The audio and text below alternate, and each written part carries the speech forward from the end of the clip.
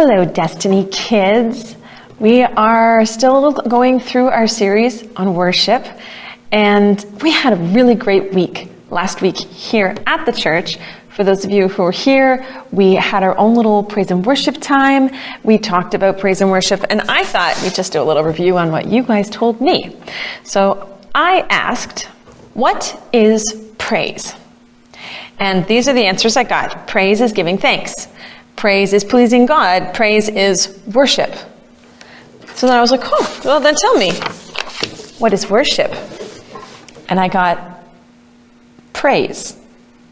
Then I said, okay, so tell me, what do praise and worship look like? And I got clapping, lifting hands, praying, playing instruments, dancing, talking to God, being on your knees. And I thought it was so interesting, the different answers that I got from the children here at the church, because let's face it, the answers, the list of what do praise and worship look like, it could go on and on and on.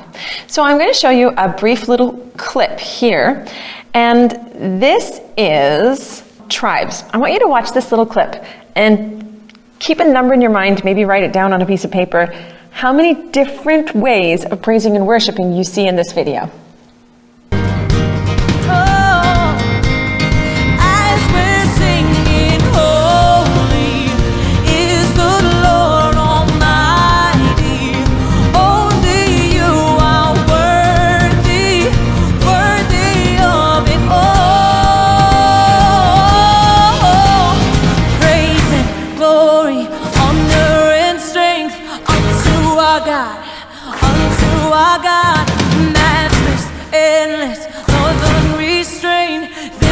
Our God, every tribe sing praise and glory, honor and strength unto our God. Your worship might not be the same as somebody else's, and your praise might not be the same as somebody else's. Maybe when you are praising and worshiping, you look like this. Maybe you look like that. Maybe your praise and worship resembles this. Maybe you're a little bit more like this one here.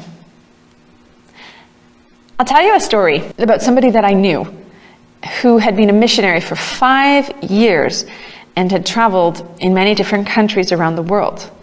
And when they came to the church I went to as a child, I wasn't a child anymore, but they actually were taken aside by somebody who meant well and who wanted to help them to learn about worship and praise. Because their praise and worship, it looked a lot like this.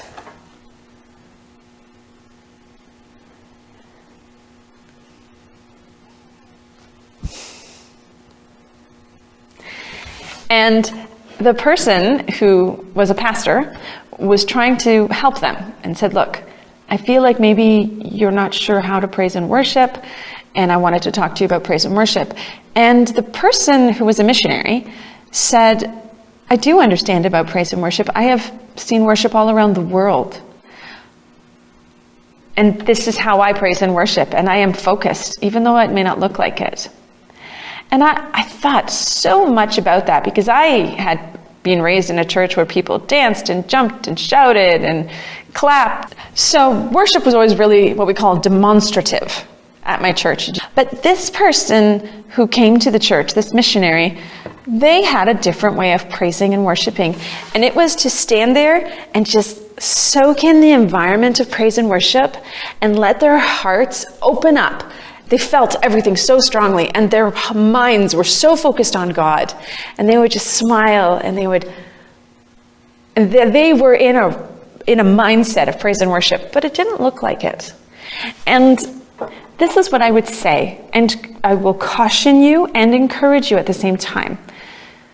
If your heart is set on God, and that is your focus, and that's what you're thinking about while you are involved in the praise and the worship at your church, then you will do it the right way.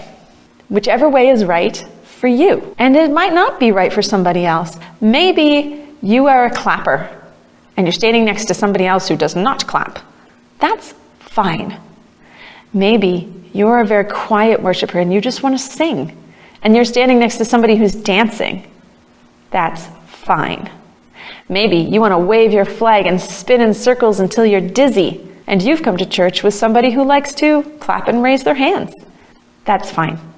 The most important thing is that your focus, your attention, and your thoughts are on God. And then you do the worship that's right for you. Today, we're going to do a lot of talking about praise and worship. Well, I'm going to do a lot of talking and you're going to do a lot of listening. So I was trying to think of a craft that you could work at, but you could stop in the middle if you had to, so that you could look at the screen and see what I'm talking about. Or if it comes to a point where I'm talking and just want you to listen to something, that you can look down and work on your craft. So something that you could stop and start, something that wasn't too complicated, something that was fun. I thought you guys could make praise trumpets. Now, the Bible talks a lot about people praising God with instruments, blowing in instruments, making a loud noise. And so I'm going to have you guys make some praise trumpets. This was my first one. It's very small. I could hide it in my hand. So we're going to make one that's just a little bit bigger than this. But before we do, I probably don't have to say this, but I'm going to say it just in case.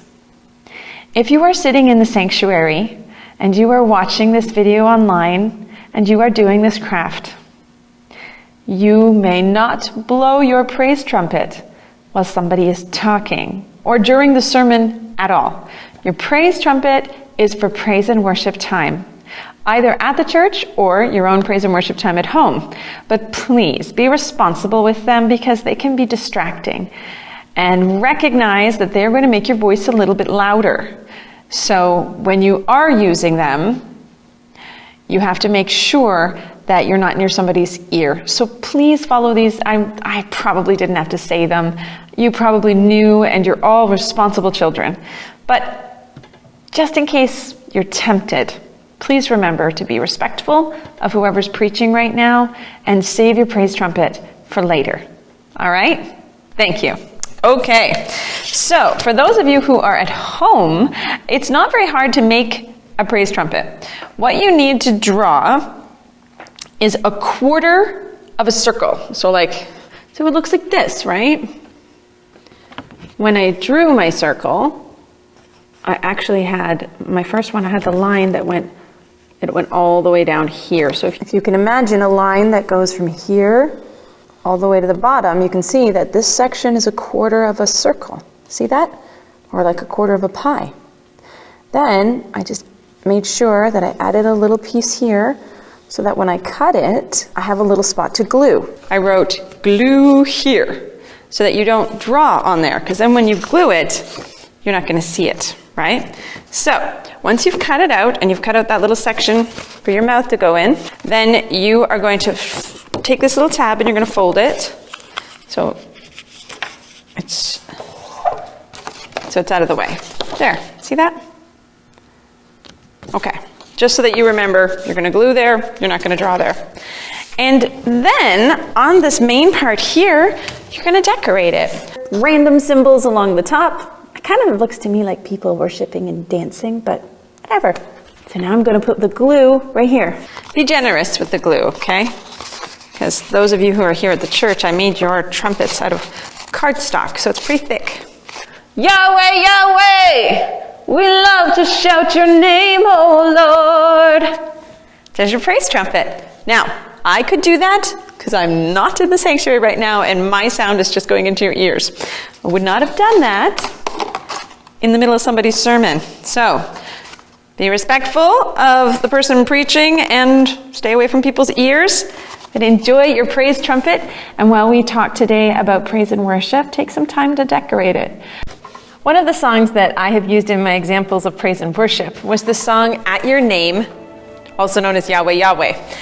And a really cool song that I found while I've been researching how to teach you guys a little bit more about praise and worship is a song called Yahweh Oh. And which I'm going to play for you in a moment.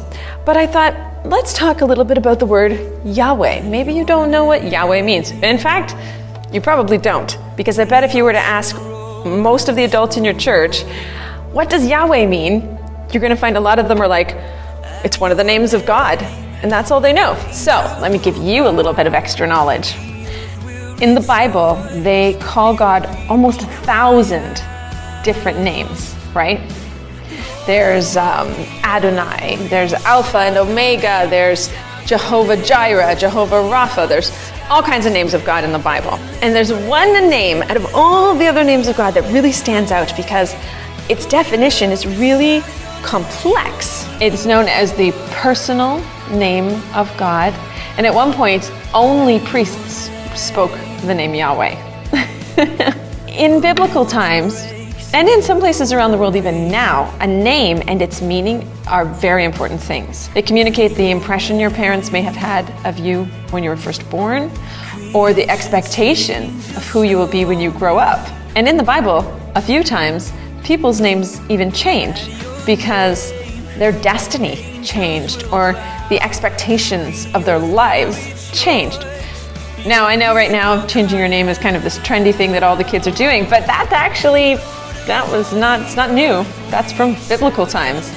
Abraham, who was Abram at first in the Bible, means the father of multitudes. Eve means living, life, which is quite fitting because she was the mother of all people, right?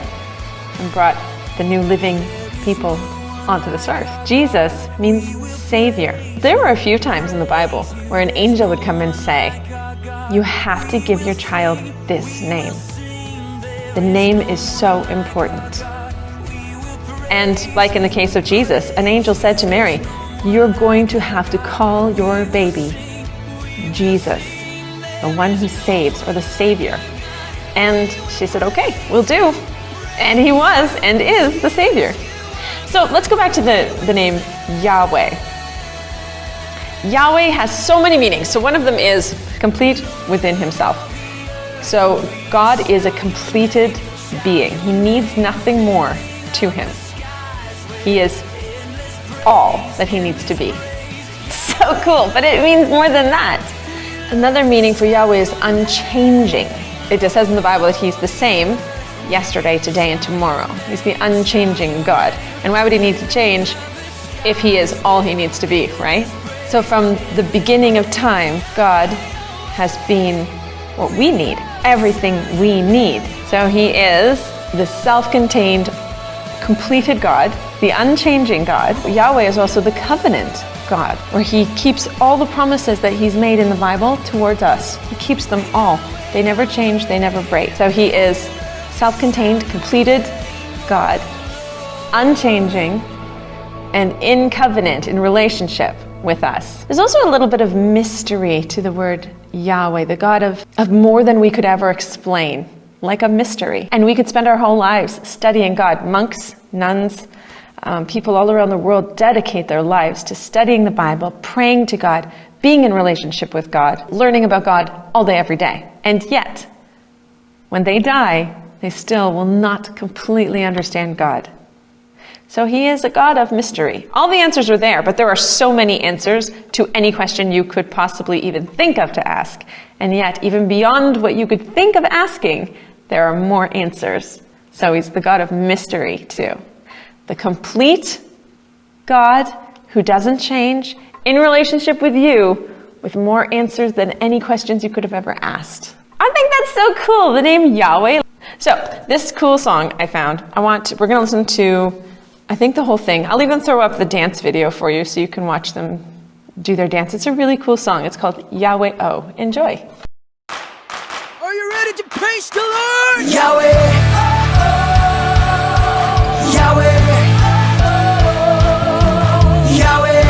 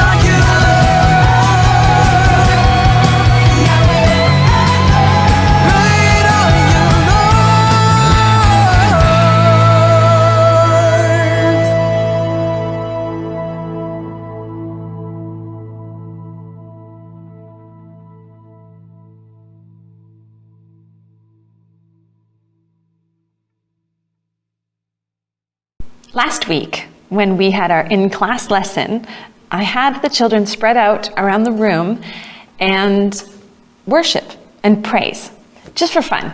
And we passed out instruments, and we passed out flags, and I said, you can do whatever you want. If you want to use a flag, use a flag. If you want to use an instrument, use an instrument. If you want to dance, dance. If you want to clap, clap. If you want to sing, sing. Just find a space in the room and do some praise and worship. And I sat at the piano, and I played and I sang for them while they praised and worshiped. And it was so cool. And my only thing that I said was, just make sure whatever you're doing is for God. Try to remember to not attempt to get somebody else's attention, like the other kids, right? Like, I didn't want them, hey, look what I'm doing, or waving a flag in front of somebody else's face, or something like that. It had to be anything they wanted, as long as it was just between them and God. And really, for the most part, that's exactly what these kids did. And some of you are watching this, so you kids, you did this. And I was so proud of you. And it was amazing to watch, because no two children did praise and worship the same way. Everybody did it their own way, however they were comfortable.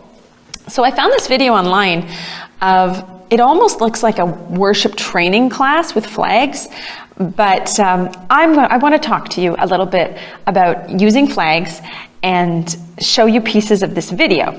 So here in the first section, you see a man all by himself doing some flag praise and worship.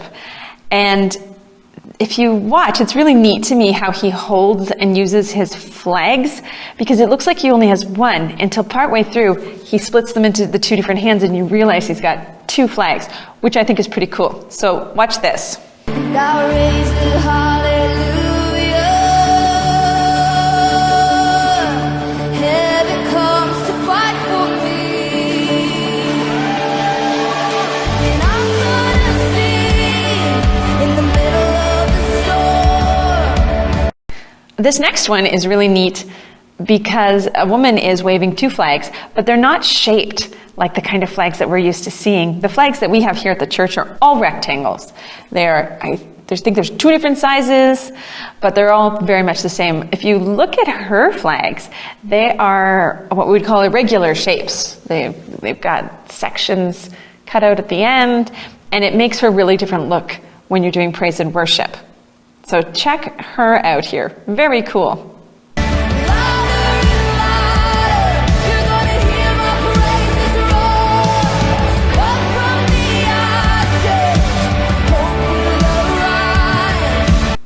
You'll notice this lady with the blue flags is also dancing while she is waving her flag. So she's doing two things here. She's very graceful, and that's okay.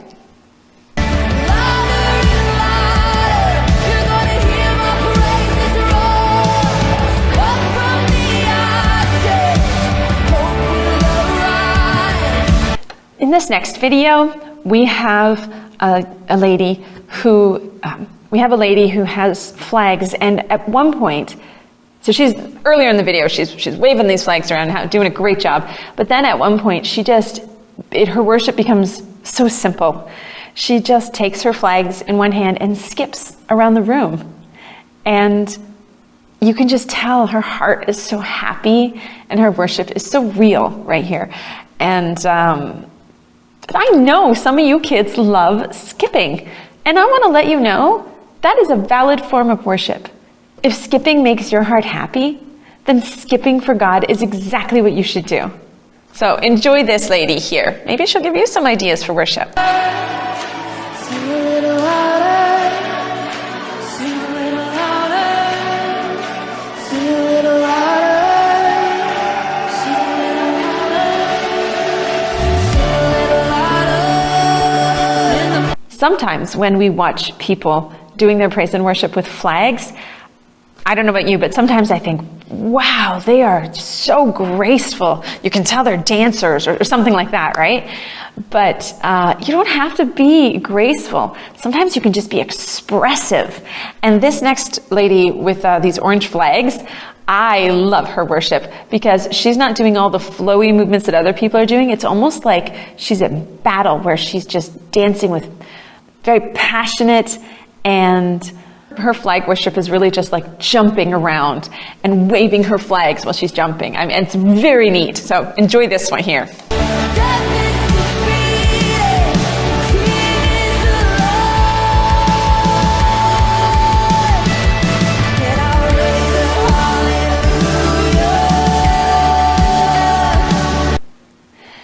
Some of you kids, and you know who you are, love to spin and spin and spin, just like this lady. That could be praise or worship, because as long as you are spinning for God, your heart's in the right spot.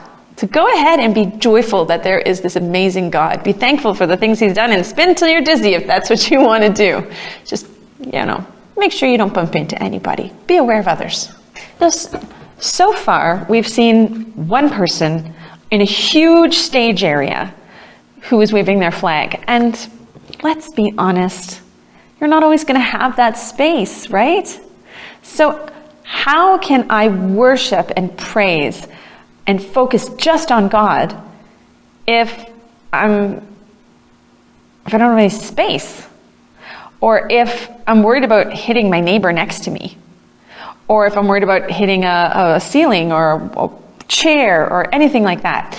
And the answer is that it just comes with practice. The more you praise and worship with flags or even jumping and dancing. I know when I'm dancing sometimes I have to move away from my chair, but I can't jump and dance the way I want because I don't have the space. And sometimes that's just life. So we have to learn to express ourselves and focus on God, but still be aware of the other people around us. And in this next clip, these praisers and worshipers, they do an amazing job of that. And if you look at their faces, they are still in the moment and their heart is on God, but somehow they're also very much aware of the other people waving flags, because they do get pretty close. So the one person is like, oh, so this individual is waving their flags high, I'm going to wave my flags low. And then this person's high, that person's low, I'm going to kind of wave in the middle. But I'm still focused on God. I'm just being aware of the other people around me and respectful and careful. And they do a really great job of that. And then at one point, without even meaning to, they start moving together, which I was like, whoa! Like you watch that and you think they're focused on God, but so aware of each other that when they move, they all moved at the same time. Really neat. Enjoy this section.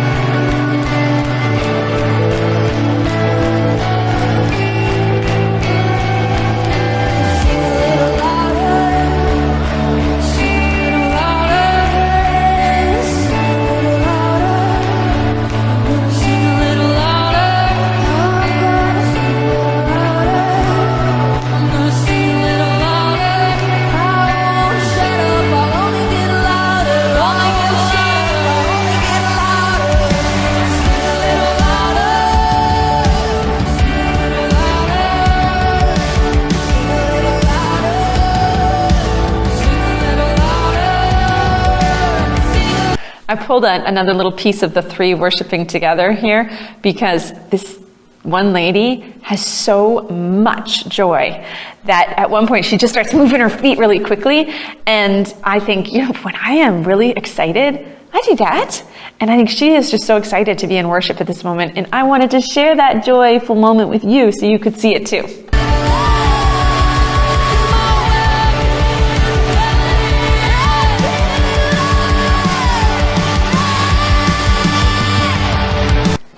I want you to really look at the one lady who has a blue and white flag and a red and white flag in this next section.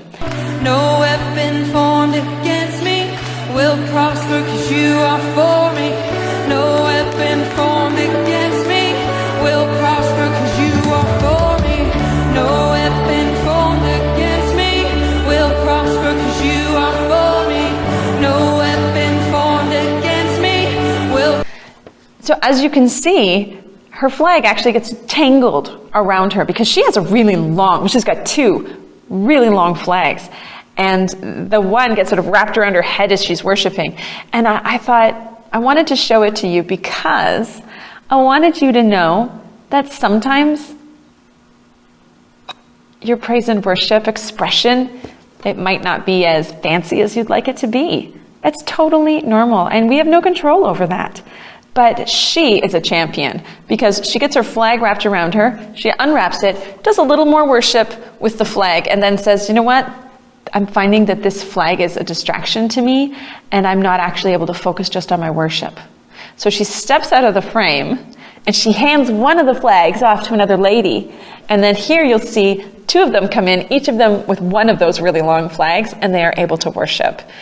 And I thought, like, yeah, sometimes we get pulled out of that focus on God because of something we can't control. For a parent, it's usually something with their kid. They have to stop praise and worship because they have to go talk to a child. But that doesn't mean they can't get back into it. And it's the same for you. If you are in praise and worship and you get your focus pulled off by something else, especially if it's something that's not under your control, like another kid, or maybe you bumped into somebody, or you didn't mean to, of course, but maybe you did. Like, there's a moment where you have to you step out of that focus of worship, you fix that situation, like giving yourself a little more space, maybe turning away from someone who's distracting, and then you get right back into it, just like this lady did. What a wonderful example of worship.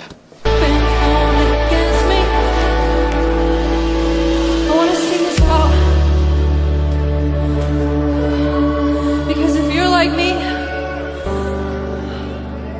there are things in our lives. And you can also see that there are now 4 people on that stage with all these flags waving around. Nobody's hitting anybody else. Now you have had a little bit of lesson on flag worship. I hope that you are able to use some of these new skills that I've shown you, and that you understand a little bit more about what you're seeing up there when people are using flags. And I say, honestly, kids, lead by example. There are a lot of grown-ups in our churches who have never used a flag. They don't really understand. They're not comfortable. I mean, you think because we're grown-ups, we understand everything, but sometimes we have to learn too. And sometimes the best teacher we have is a child, because children are so brave. And they say, you know what? This is what I have been taught. I am going to do this. And then they do it, and adults go, I want to do that too. So children, you may not think it's true, but you are our leaders. Well, we have had a really cool lesson, I hope you thought so, about praise and worship, and you have probably learned some things you didn't know. So I'm going to show you this clip of the song Tribes again, and this time I want you to see how many forms of praise and worship you saw there.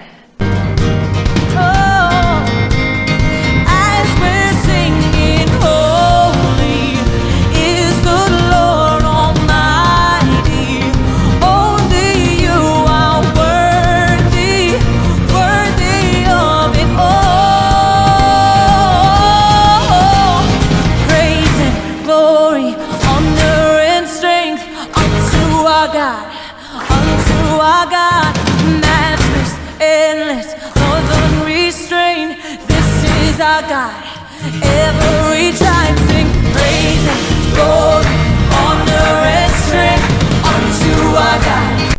Was your number a little different now that you know a bit more about praise and worship? Have a great time in praise and worship this week.